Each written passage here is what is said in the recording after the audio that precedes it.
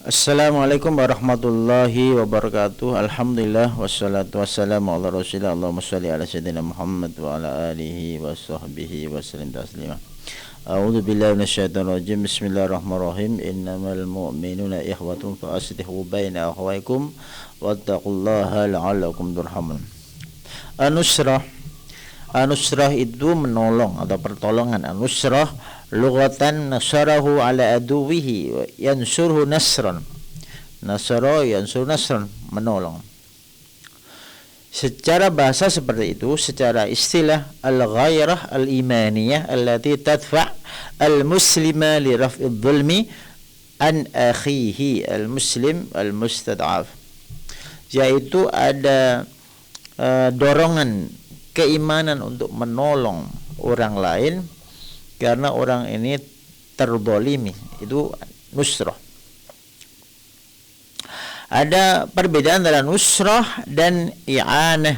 I'anah dalam kondisi apa saja, pertolongan atau ma'unah. Baik orang itu terzalimi, itu kita tolong, namanya i'anah. Dan juga disebut nusrah. Nusrah itu menolong karena telah terzalimi. Disebutkan di sini an-nusrah la takunu illa alal munazi'. Kalau nusrah itu karena ada yang zalim, kemudian yang madlum atau terzalimi ini butuh pertolongan, namanya nusrah. Kalau i'anah itu dalam kondisi apa saja, bisa seperti itu, bisa pertolongan harta, bisa membantu orang. Jadi al-i'anah itu umum, atau ma'unah, ta'awun itu umum. Kalau nusrah itu karena ada orang yang zalim, kemudian yang terzalimi ini butuh pertolongan, namanya nusrah. A'udzu billahi minasyaitonir rajim. Innamal mu'minuna ikhwatun fa aslihu baina akhawaykum wattaqullaha la'allakum turhamun. Kita itu bersaudara, maka tebarkan kasih sayang atau perdamaian, yaitu al-Islam, Muslim, yaitu saling mendamaikan. Aslama yuslimu, saling berbuat damai, berbuat salam. Amana yu'minu, saling berbuat aman. Bagaimana kalau mengaku muslim tapi tidak bikin tentram? Bagaimana ngaku mukmin tetapi enggak bikin nyaman? Wa ta'awanu 'alal birri wat taqwa wa la ta'awanu 'alal ismi wal 'udwan wattaqullaha innallaha syadidul 'iqab. Kerjasama dalam kebaikan, dalam ketakwaan. Qala Nabi sallallahu alaihi wasallam, unsur akhaka zaliman aw madluman. Faqala rajul, ya Rasulullah, ansuruhu idza kana madluman. Tolonglah saudaramu baik dalam kondisi zalim atau terzalimi. Sahabat bertanya, ya Rasulullah, kalau terzalimi saya bisa nolong. Afara'aita idza kana zaliman kaifa ansuruhu? Kalau dia itu zalim, bagaimana menolongnya? Qala tahjuzuhu, kamu cegah dia minal zulmi, dari perbuatan zalim. Jadi nusrah, menolong ini bisa mencegah perbuatan apa? Kezaliman, itu juga menolong. Kalau orang terzalimi kita tolong, itu mudah dipahami. Orang zalim kita tolong, artinya kita cegah perbuatannya itu supaya tidak menzalimi orang lain. Maka banyak orang cinta menghalangi kezaliman supaya orang zalim ini tidak dapat dosa, tidak celaka di akhirat. Ini cinta menghalangi kezaliman ini, tapi bagi si zalim kadang dianggap permusuhan. Seorang dai pingin yang zalim ini tobat, pingin yang zalim ini tidak melakukan kezaliman lagi, tapi pencegahan si dai ini dianggap permusuhan. Itulah cinta yang susah dipahami. Si dai melihat akibat ke depan apa yang dilakukan oleh si zalim itu, tapi si zalim melihat kenikmatan yang didapatkan dalam kezalimannya yang sangat temporer, yang sangat sementara. Kata Nabi, tahjuzuhu, kau halangi dia, minal zulmi, dari zalim. Zalim itu kan gelap. Orang yang berbuat zalim itu membuat hatinya gelap. Atau orang yang berbuat dosa itu kan zalim. Zalim itu memunculkan, gelap itu memunculkan keresahan, ketidakjelasan, abu-abu, syubhat, ragu-ragu.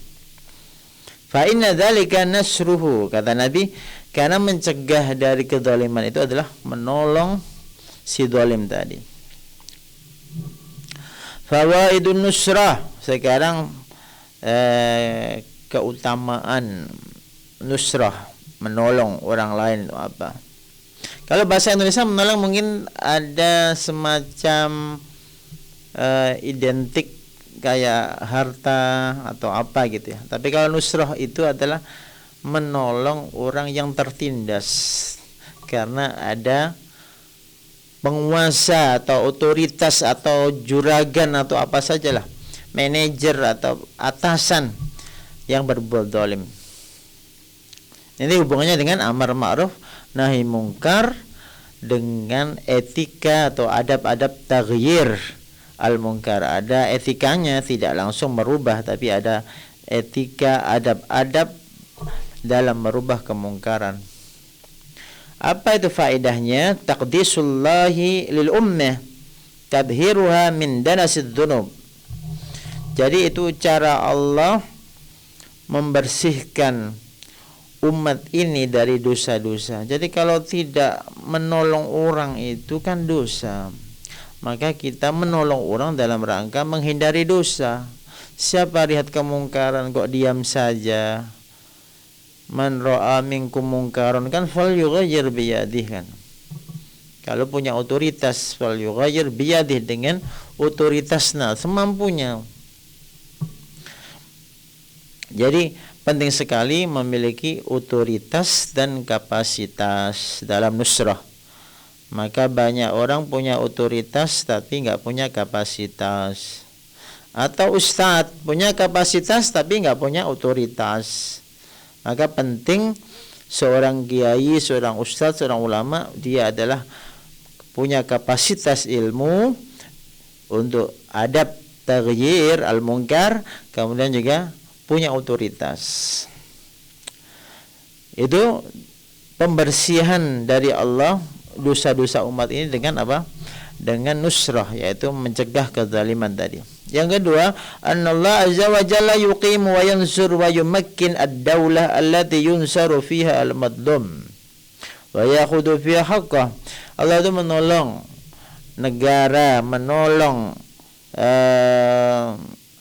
seseorang atau negara dikasih maju karena yang terdolimi itu ditolong, diutamakan. Maka kata Abu Bakar, jadi sebenarnya yang lemah itu adalah orang yang berbuat zalim itu. Yang kuat adalah ketika si madlum ditolong. Bisa menolong orang madlum adalah orang yang kuat. Orang yang lemah itu orang yang berbuat kezaliman. Maka orang-orang yang lemah ini perlu ditolong, dicegah kezalimannya. Maka dhaif itu orang-orang lemah, itu adalah orang yang punya kekuatan materi tetapi disalahgunakan. Ini termasuk pemahaman orang salaf seperti itu. Kalau pemahaman kita lemah, mungkin lemah materi, lemah badan, lemah pikiran. Tapi dulu lemah itu adalah orang yang sombong, itu orang yang lemah. Orang yang kuat itu justru orang yang sederhana, apa adanya, tidak pernah bohong. Itu orang yang kuat di hadapan para khulafa, orang-orang pemimpin yang adil. Kemudian yang ketiga, annalladzi yansurul madlum yansuruhullah wal jazaa'u min jinsil amal. Orang yang menolong itu akan ditolong Allah. In tansurullaha yansurkum wa yusabbit aqdamakum. Kemudian wal jazaa'u min jinsil amal. Balasan itu sesuai dengan perbuatan. Maka jamaah tadi kita wanti-wanti diri kita, karena masa corona ini kematian sudah di mana-mana, banyak sekali. Maka kita harus wanti-wanti amal kita ini. Yang keempat, najatul ummah minal iqab. Keselamatan masyarakat, keselamatan bangsa dari siksa, dari hukuman Allah, karena ada apa? An-nusrah, menolong. Fa illam tansuril al-ummah al-madlumah wa ta'khud ala yadil zalim wa tamna'hu minadh dhulmi fa sayummu al-iqabu al-jami'. Jadi kalau tidak ada yang merubah kemungkaran, itu bisa menyebabkan yang diam saja kena itu. Maka ada hadis ketika suatu desa mau diikap gara-gara tidak ada amar ma'ruf nahi mungkar, wa taqu fitnatal la tusibanna alladziina dzalamu minkum khassa, itu kemudian malaikatnya, ya Allah, ada orang soleh di situ. Kata Allah, ibda minhu, mulai dari orang soleh itu. Karena orang soleh saja tidak cukup, harus islahiyah, yaitu memperbaiki, merubah kemungkaran. Jadi soleh saja tidak cukup, harus jadi muslih, bisa memperbaiki. Muslih ini berarti menolong orang lain, bermanfaat pada orang lain. Kalau soleh sendiri banyak, sekarang soleh sosial. Yang kelima, yusakhirullahu linnasir mayyaqif ila janibihi wa yansuru fid dunya wa yatawallahu Allah fil akhirah. Allah akan menundukkan, memberi pertolongan kepada penolong tadi dengan caranya Allah. Banyak orang yang membela dia di dunia dan kelak di akhirat akan ditolong Allah Subhanahu wa taala. Sekarang contoh-contoh nusrah. Yang pertama, nusrah qabla wuqu' dzulmi. Jadi ada rencana perbuatan zalim, ketahuan seorang dai, diingatkan jangan. Itu berarti sebelum terjadi sudah diingatkan. Itu nusrah juga. Terus mencegah nge-share yang tidak manfaat, itu juga nusrah. Ada yang memfitnah artis tertentu, mungkin juga artisnya memang salah, tapi di-share di media sosial. Ada orang juga nge-share, maka tugas kita mengingatkan yang nge-share, jangan ikut-ikut nge-share begitu. Itu termasuk nolong saudara kita. Jadi bisa sebelum terjadi atau proses sedang terjadi. Nusrah bin nusir zalim. Kemudian menolong dengan nasihat kepada si zalim tadi. Kalau belum dilaksanakan, cegahlah. Kalau sudah, suruh bertobat, suruh mencabut share-nya, coba cabut. Hapus saja statusnya atau postingannya itu. Karena kelak itu menjadi akumulasi. Kalau udah mati, contoh dia nge-share berita nggak jelas atau kejahatan atau keburukan, dia mati, itu statusnya itu dikumpulkan. Kalau jelek kan malu. Itu status yang sifatnya medsos. Ada status sifatnya sosial, ada status sifatnya amal, perbuatan, pikiran, hati. Maka berstatuslah yang baik-baik. Nanti dikumpulkan Allah. Karena hidup kita, usia kita kan kumpulan detik itu. Yang ketiga, nusra bis syafa'ah lil madlum, ya, menolong orang yang terzalimi dengan memberi syafaat atau bantuan. Seperti kisahnya Bilal itu kan, dimerdekakan oleh Abu Bakar kan gitu. Itu nusrah juga. Nusrah bidafi ada sultan anhu, yaitu menolong karena ada penguasa yang zalim. Baik konteks dulu seperti Namrud, seperti Qarun, seperti Fir'aun. Kemudian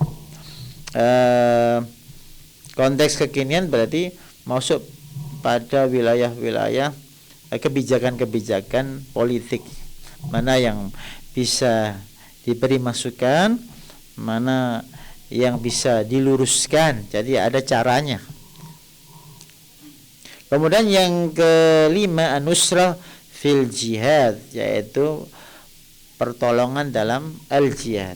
Sudah mafhum seperti perang Badar, perang Uhud. Tadi innallaha yuhibbul ladzina yuqatiluna fi sabili saffa ka'annahum bunyanum marsus. Itu kan rapi barisannya termasuk nusrah dalam jihad.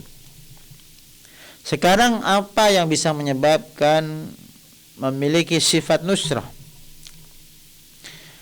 Satu, harus berkeyakinan anna nasratal madlum hiya ta'atullah wa rasulih. Menolong orang yang terzalim itu adalah taat pada Allah dan Rasulnya. Dan taat pada Allah dan Rasulnya ini kan iman, cinta. Kalau cintamu, cinta kita semua tinggi, maka kita punya jiwa, punya sikap, punya karakter menolong. Yang kedua, antastas'ira al-ukhuwa al-imaniyah. Jadi kita kan hidup bersama di bumi. Ada ukhuwah apa ini? Ukhuwah iman, ada ukhuwah waton, ada ukhuwah bashar. Semua bersaudara. Kenapa harus menyikut satu sama lain? Kan yang susah juga kita juga. Kedzaliman itu menyusahkan yang berbuat. Contoh buang sampah sembarangan, banjir. Siapa yang susah? Yang buang sampah juga. Kan gitu. Mencuri barang orang, dia susah juga, nggak tenang batinnya. Jadi sebenarnya kalau bicara tentang kebahagiaan, kesejahteraan universal, semuanya butuh itu. Kenapa harus berbuat kedzaliman kan? Logikanya begitu. Tapi karena hawa nafsu ya, ego yang muncul, ego sistem, tidak lagi ekosistem, seharusnya bersama-sama. Kemudian yang ketiga, antastahdira azamatallah wa qudratahu. Ingat tentang keagungan Allah, kemuliaan Allah. Kita nggak bisa lepas dari qada dan qadar Allah. Seperti corona seperti ini, kurang kewalahan semuanya. Makhluk kecil, la haula wala quwata illa billah. Ini supaya kita tidak sombong, supaya kembali kepada Allah.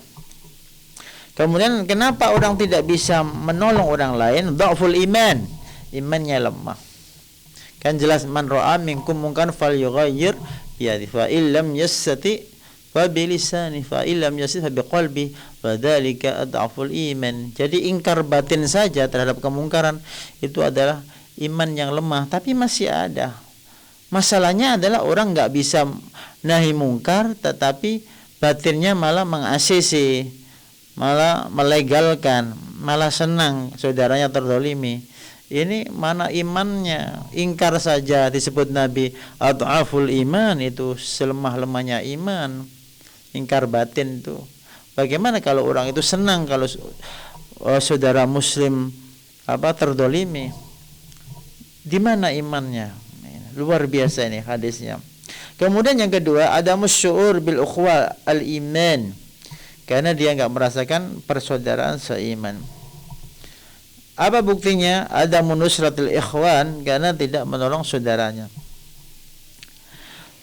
Kemudian telah jelas dalam surat Al-Qasas ayat 14 itu, walamma balagha ashuddahu wastawa atayna hukma wa ilma wa kadzalika najzil muhsinin wa dakhala al-madinah ala khini ghaflatin min ahliha fa wajada fiha rajulain yaqtatilan hadha min syi'ati wa hadha min adwi fastaghathahu alladhi min syi'ati 'ala alladhi min adwi.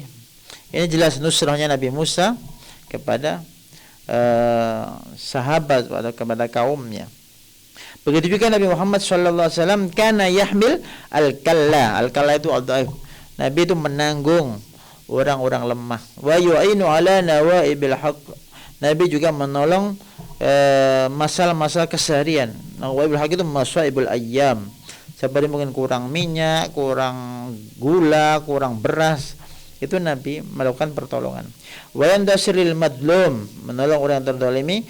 Wa qad syahida khilfan fil jahiliyah min ajli nusratil madlum. Nabi juga menghadiri, menyaksikan khilfan. Khilfan itu perjanjian antar kaum untuk saling tolong menolong.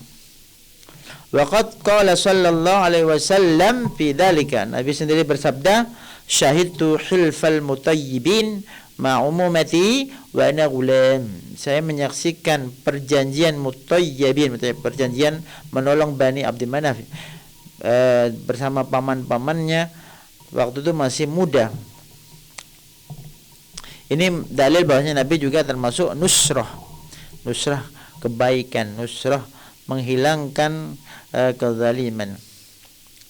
Begitu juga kisahnya Abu Bakar yang dalam ayat ataqtuluna rajulan ay yaqula rabbi Allah wa qad ja'akum bil bayyinat mir rabbikum. Yang kisahnya Nabi ketika ibadah di samping Ka'bah kemudian dimusuhi oleh Uqbah ibn Abi Mu'aid. Kemudian Abu Bakar melakukan nusrah kepada Rasulullah sallallahu alaihi wasallam. Para pemirsa, para jamaah ahad pagi yang dirahmati Allah, selama kita punya tekad untuk menolong orang-orang yang terdolimi, itu adalah tanda-tanda keimanan. Pertanyaannya, bagaimana ketika saudara kita dibully di internet, dijelek-jelekan, kita tidak gelisah, malah kita senang karena beda sekte, itu dipertanyakan keimanan kita. Wallahu alam. Subhanakallahumma rabbana hamdik asyhadu an la ilaha illa anta astaghfiruka wa atubu ilaik. Wassalamualaikum warahmatullahi wabarakatuh.